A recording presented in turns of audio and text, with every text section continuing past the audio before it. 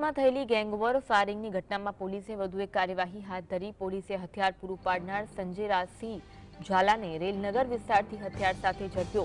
SOG ટીમે આ કાર્યવાહી દરમિયાન આરોપીને કાબૂમાં લીધો। તપાસમાં ખુલ્યું કે સંજય સિરાજે ફાયરિંગની ઘટનામાં પૈડા ગેંગના ભયલું ઘડવીને હથિયાર પૂરું પાડ્યું હતું। પોલીસના જણાવ્યા અનુસાર સંજય રાજસિંહ ઝાલા સામે અગાઉથી જ 8 ગુનાઓ નોંધાયેલા છે। હાલમાં પોલીસે સમીર મુર્ગા ગેંગના અન્ય કેટલાક શખ્સો તેમજ તેમની પાસે રહેલા હથિયારો કબજે કરવાનું અભિયાન શરૂ કર્યું છે। પોલીસે આ અંગે વધુ કાર્યવાહી હાથ ધરી છે।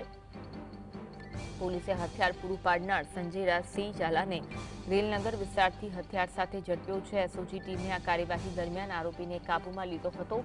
તપાસમાં ખુલ્યું કે સંજયસિંહે ફાયરિંગની ઘટનામાં પૈડા ગેંગમાં ભયલું ઘડવીને હથિયાર પૂરું પાડ્યું હતું। આ અંગે વધુ વાત કરીશું। સંવાદદાતા લકી ફોનલાઈન પર જોડાયા છે। લકી, ઘટના અંગે માહિતી આપશો। આપને જણાવી દઉં કે રાજકોટના મંગળા રોડ પર પ્રગતિ હોસ્પિટલની સામે જે ગેંગવોરનો મામલો પ્રકાશમાં આવ્યો હતો અને ગેંગવોરમાં અંધાધૂંધ ફાયરિંગનો મામલો છે તે પ્રકાશમાં આવ્યો હતો। સમગ્ર મામલે પોલીસે 11 શખ્સો વિરુદ્ધ નામજોગ ગુનો છે તે દાખલ કર્યો છે, જેને લઈને પોલીસે 10 જેટલા શખ્સોને ધરપકડ કરીને કાયદેસરની કાર્યવાહી કરવામાં આવી છે। ત્યારે પેંડા ગેંગના જે પહેલું ગઢવી છે તેને હથિયાર પૂરું પાડનાર સંજય રાજસિંહ ઝાલાની જે પોલીસે ધરપકડ કરી છે। એસઓજી ટીમને બાતમીના આધારે રેલનગર વિસ્તારમાંથી આ શખ્સની ધરપકડ કરી છે।